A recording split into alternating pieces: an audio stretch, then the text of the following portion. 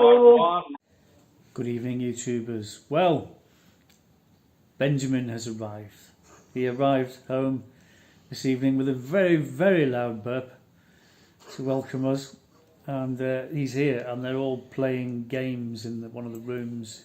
He's brought one of his friends with him, and Lady Faith and her boyfriend are all getting on together as young people do. One of his friends, Matthews, is like a member of the family. He's basically one of Ben's best friends from school, and he's the kid who crewed at the Dolphin Safari. He was crew on the Dolphin boat. He's big friends with all of us, and his mum and dad really treat Ben as if he's their son, and we do the same with Matthews. So it's lovely to see Matthews, and for Faith to see him after all this time. Auntie's got a lot in common with Brighton. So it turns out they've been having a right gossip. Start chatting about 3D printers and things. So it's lovely. It's lovely to have a house full. How are you doing? I'm okay. Oh, yeah, you have good days and bad days. I spend a lot of time on the sofa. Anyway, the good news is we're going to start doing the Christmas lives. When are we going to do the first one? I think tomorrow. Would be a good time. Tomorrow night. Okay. What sort of time? Oh, I don't know. Oh, tomorrow I've got a collaboration with Jen at HRH. She's a gorgeous, gorgeous Jen. She's just so adorable. I don't know why I'd never told you or Trevor about her before, because I subscribe. I love her videos. She has such a light-hearted take. She just laughs at Harry and Meghan all the time. This is Walter, by the way. No, it really is this time. And this is not. Anyway, so we're going to do a collaboration tomorrow at 6:30 our time. Oh, okay. So, what about 8 o'clock our time tomorrow? Sounds good. Because it won't go on for longer than an hour. I will be joining in if I'm up to it. If not, I'll just be on the sofa. And we'll get Samantha, Lady Faith or Benjamin, or both of them. Yeah. To join in with the lives. That's the plan anyway. We'll see. Or it might just be me. But I mean, I think the main thing is it's lovely for everyone to be able to join in, isn't it? Yeah. And feel like they're a part of it. Yeah. That's really the point of the Christmas lives, is it? Everybody. Yeah. That's a good old chin wagon and natter about stuff. I know. Even critics. We can talk about Harry and Meghan's Christmas card. I think everyone's done that, haven't they, by now? I was telling you last night about my parents and their Christmas cards. Oh my God. Oh yeah, they took Christmas card lists very seriously. It was like a ritual, absolute ritual. They would get massive catalogues delivered from the printers with sample cards in something like October, November. And the deal was that once you chose the card you wanted, then that was exclusive to you. No one else could have it. And these catalogues would go round to business owners and aristos and various people. And I used to dread it, actually, the Christmas card ritual. That's why I don't actually send physical. I never have sent physical Christmas cards. I don't like really receiving them. Well, it's an old-fashioned thing. I mean, people still do it. You know, if you want to send someone a Christmas card, that's great. Graham, it was more than that. But it was, people got struck off the Christmas card list because they wore the wrong coloured tie. Oh, yeah. Last year they were being flamboyant. Yeah, I mean, it was very much like that. It was, my parents I'd see the catalogue on the dining room table, which was in the living room, and I'd think, oh, I'll go to my bedroom. My dad would go, oh, no, come, pussycat. Give your vote. Which card do you think we should have? And I'd think, oh, God. And there'd be at least 3 of these fucking catalogues, like wedding albums, and I'd have to flick through them. And I learned by the time I was about 7, there was a particular style my father liked, which was a sort of a very famous cartoonist who did the cover of Punch magazine, pissed up Santa Claus with some reindeer, and there was some sort of joke. So I'd seek that one out and go, oh, I think that one. And he'd go, that's what I like. That's what your mother likes. And my sisters learned the same technique. So we'd get out looking at the other catalogues. But my grandmother, took her a few years to learn. She'd go, oh, I like that one, Neville. Oh, that's like Victorian Christmas snowy. And he'd go, no, Kath, no. Anyway, in the end, we said to her, Granny, just choose the drunken Christmas Santa. Just choose that one. So yeah, they had the same card, and then that would be marked Lewis Holman and Lawrence, Mr. Mont has got that one. And he liked to get those albums in quickly, and then when the cards were delivered, And there were hundreds of them, hundreds. My mother would sit at the dining room table with my father pacing up and down, and they had a Christmas card list. And she'd read a name out, and he'd go, yes, yes, yes. And what we need to say in that card is blah, blah, blah. And then and it'd be like that largely, and then there'd be another card. Oh no, he was rude to me. He's off the list. And my mother would strike. My God, it was the literal off the Christmas card list. And if someone had not sent them a card,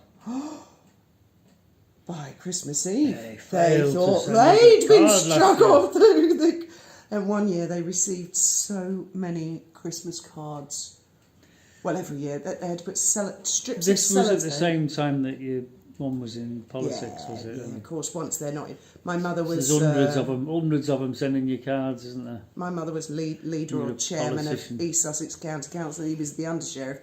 And of course, there's all these weathercock friends. And I'd look at the situation and think, these people are not really your friends. They're butt kissers, man. They're weathercocks. But they get strips of sellotape and stick the cards all the way down. And the whole living room, and it was a big living room, every wall was covered with a curtain of these cards. And my father would go round and open them up or open them to see what the person had said. Was there any sarcasm in that? Did they mean that? Oh my God, it was like and I thought, why'd you give a fuck? Well, I haven't got any Christmas card stories from my family. I mean, my family were like... Well, I just thought it was normal because that's what people did in those days. You know, they sent you a card if they felt like it. And if they didn't, they didn't. And that was just the way it was. We got quite a few Christmas cards. Do you remember at school, your mother would buy you a box of Christmas cards and you'd give everyone in the class a Christmas card? Yeah, yeah. But sometimes there were bitchy kids would miss a kid out, which I thought was really mean. I'd give everyone in the class a Christmas card because I knew the Christmas card law. Oh, you don't strike someone off. But there were bitchy rich kids that would give everyone in the class a card except for two. Or, you know, they'd make them feel left out. I remember that. And I gave most of the kids in the class a Christmas card. What do you mean most? Well, everyone. Because they all had names on them. You were one of those kids. Honestly, I wasn't. I just gave the Christmas cards out and they'd go, oh, thank you very much, and they'd put it in the bag. And this one kid, he was a bit snooty, but I thought he was all right. Anyway, he opened it, looked at it, and he went, huh, and just threw it on the floor and went home. And I thought, oh, that was rude. And I think that put me off Christmas cards, really. Oh, I did it. I'm not a Christmas card person, you know, I'm not. I did it when the kids were little. Once you start, you get embroiled and then people take offence when you don't send them a card, don't they? Yeah. Oh, Graham, Christmas card law. But there was a story that I did remember the other day that if I don't tell it now, and it'll be forgotten forever. And it's a story from Liverpool about my granddad, my dad's dad. And it must have been before the war, before the Second World War. Because my dad was little and my dad relayed the story to me. My granddad was a docker. They used to queue up at the docks, you know, to get work, and the foreman would come out and go, you've got a day's work, and they'd be grafting all day, and they got paid at the end of the day, and they went home. So if you were known to be a shirker or a bit lazy, they wouldn't pick you. So he was one of them. He had to be there grafting away. So he wasn't a rich man, not by any stretch of the imagination. But for a day out for the kids, they'd go to New Brighton, which is across the water from Liverpool. You get the ferry boat across.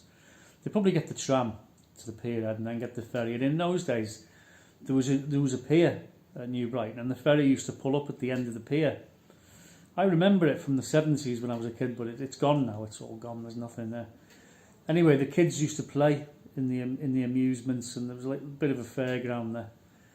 There was quite a nice fairground, I believe, but it burnt down in the 50s. But I'm sidetracking.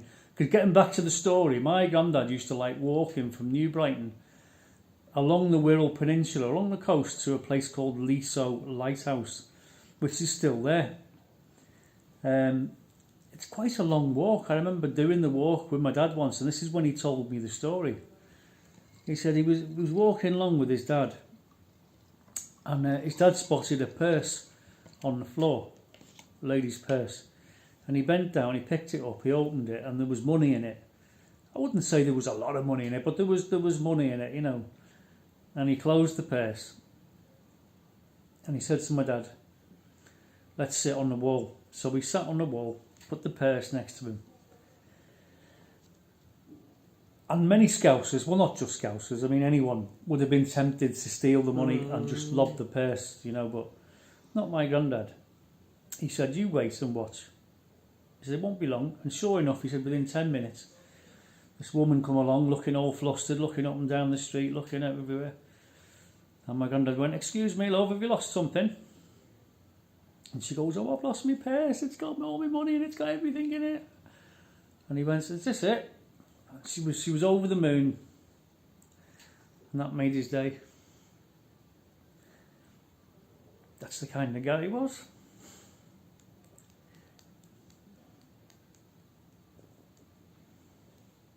Yeah, it's strange you bringing up stories like that because I often at Christmas think about my Auntie Helena.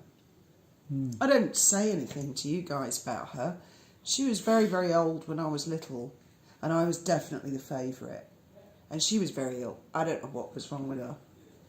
And I think about my gran and my mum and dad. And, you know, if you Google my name, all that comes up is, you know, all that shit about Britain's Most Wanted. Nothing comes up about my parents' achievements. No, that's really sad. It is, isn't it? It is. Sick, actually.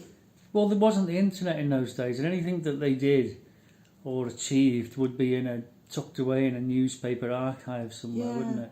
Yeah. And until people go, and if they can be bothered to go through the archives and put them online, I mean, I dare say they will at some point in the future, but everything gets forgotten, and that's one of the things that I thought was really sad because, you know, you can live your whole life. My granddad, the one I'm talking about now, my dad's dad, you can see his date of birth, you can see his marriage certificate, and you can see his death certificate. And that's it. Yeah. I think that's why YouTube is such a valuable thing because people want to start YouTube channels because they want to be like Mr. Beast or, you know, PewDiePie. But I think everybody should have a YouTube channel, really, and leave a legacy. It's a way I said it before, do you remember, years ago? Yeah. It's a way of documenting people's lives, isn't it, you know? But you see, yeah, people do have YouTube channels for many different reasons, and obviously it's nice if you make some money out of it, but I mean, some people just, that's all they're focused on is getting rich. Yeah. Super rich and doing stupid things to get more money, like the guys, those two brummies who put his head in the microwave. Oh, they're awesome. Didn't they get banned? No. They were funny. They're still going on. They were funny. TGF. Two kids from Birmingham who started to do. Oh, really they're fucking stupid hilarious. things. Jay and Ramal. If you look up on YouTube, the world's greatest wedgie. That's really what shot them to fame, I think. The two kids in the park, and they threw a rope over the goalpost and tied it to his underpants, and his mate pulled him up into the air, and he's there screaming and kicking his legs, and it just took off viral. It just got so many views. They've been arrested loads of times. They've been in court for reckless driving, and they booked a driving lesson with an innocent driving instructor. Yeah. Deliberately drove like idiots, rolled the car. They've been arrested. I think they were arrested for the raid on Birmingham. They did a big hide and seek and caused riots with all the kids and fans hunting them, and he glued a microwave to his head. Well, he put his head in the microwave, and then he filled the microwave with polyfiller. And he had some sort of way of breathing, obviously. And as the polyfiller went hard, it started to expand and crush his head, and he couldn't get his head out, and so they had to call the ambulance, and the fire brigade arrived, and had to cut the microwave off his head. And of course, they were making a video and they were filming it all, and they got really seriously told off. Yeah. And the last one I saw was they were up in court, and they'd said to everybody we couldn't tell everyone we got arrested and we were up in court because we were told we weren't allowed to talk about it. And they'd just come out of court, and I think it was all sort of over, and they had to watch one of their own videos in front of this stony-faced judge. And they couldn't stop laughing. So they were in a lot of trouble. Look I mean, about some of their stuff is funny, and but I mean, there was a lady who used to follow Wally, and she was very, very ill. I don't think Wally even knew. You know, I don't think the lady had ever contacted her, and she had a channel, her and her son, and she was very ill, and she died. And she had 2 subscribers, and I was one of them. It was when I first started the channel, and she put it was really candid, and but I mean, genealogy, for example. You look up someone like you've got Sir Thomas Hesketh. He's there in Westminster Abbey. Yeah. If only he'd had a YouTube channel. Now that would have been interesting, wouldn't it? Yes. I think we should all, leave up. Well, I've left more than a mark. I've left a great big fucking stain all over the internet. But yeah, it's a shame that parents don't get. And which granddad was it who made the wooden chess set in the prisoner of war camp? Oh, that was my mum's dad. Right. That's a family heirloom. He made this wooden chess set in a POW camp. In the Black Forest. Was that First or Second World War? First. First World War. Yeah. And then he went off to India. Where is after it? the war.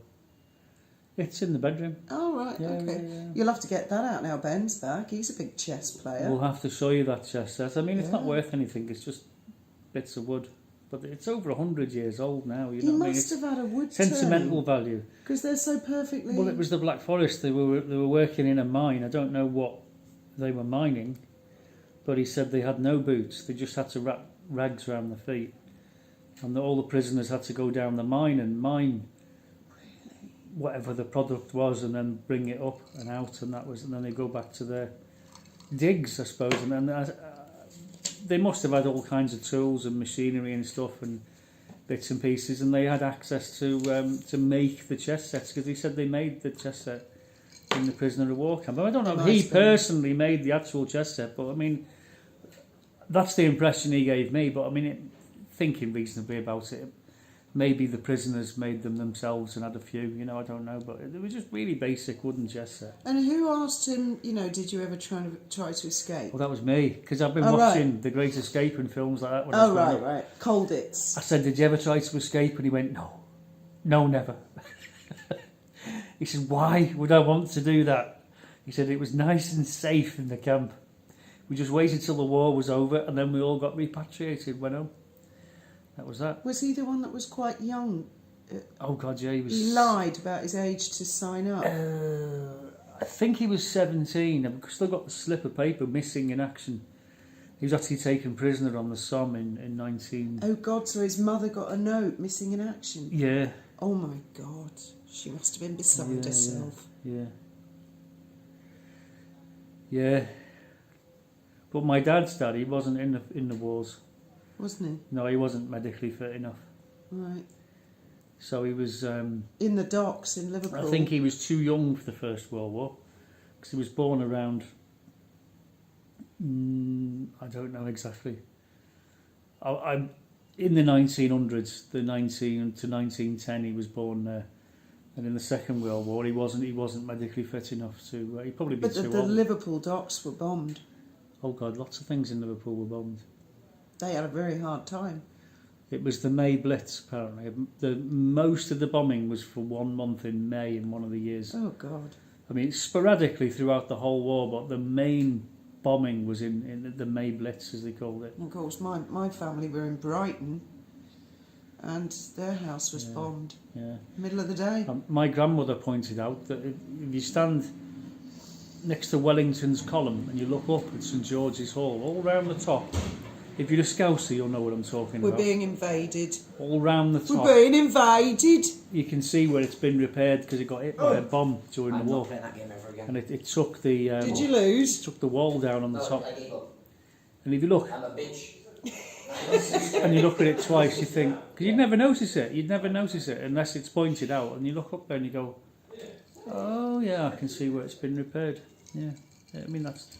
But there was... The place got blitzed, literally. And there was loads of devastation and bombing and fires. And my granddad, my dad's dad, he was on fire watch. He was one of the fire wardens. And he had to look for fires and report fires. They sat up in somewhere high with a phone, and they were shouting orders down to the firemen, telling them where the fires were. And of course it just gets out of hand, and there's just so many fires. And then everyone gets tucked in, don't they, and see what they can do. I remember growing up in Brighton in the 70s and 80s, and it was a slum. Hard to believe now. Brighton's a very, very sought-after place to live, but it was a slum, really, wasn't it? All the mansions were full of squatters and prostitutes and stuff, and there was a lot of bomb damage. That, you know, it just hadn't been fixed up. I remember. You'd the look bomb at damage, a house missing, and you could see the wallpaper and where the fireplace was, and then the next floor up you'd see the same. That was actually like that to the 90s. Of course, it's all been fixed up now, isn't it? I can remember a church that was all bombed out. And Which St. one? In Liverpool, St. I wouldn't. Nicholas's, I think. As you come down the hill, the Adelphi Hotel was on your right, and if you turned left, it was just up there. And I remember there was just all big boards all the way around it, with big keep out danger and all trees and things growing over the tops of it. Do you remember the UXB signs? We had a lot of UXBs. No, in I don't remember unexploded bombs, but Yeah. I mean, you can believe it. It was like a black sign with a skull in the middle, a skull and crossbones, and I think it had UXB, stay clear. Unexploded bombs. We had loads of them. There was a lot of that, yeah. The kids used to go out, apparently, collecting shrapnel. You know, the very common one to have was the tail off an incendiary bomb. It was literally like an aerosol can. And on the back of it, there was a tail with 3 fins, and they just dropped out the bombs. Yeah. And their job was just to set fire to things. They hit the ground, they started to burn.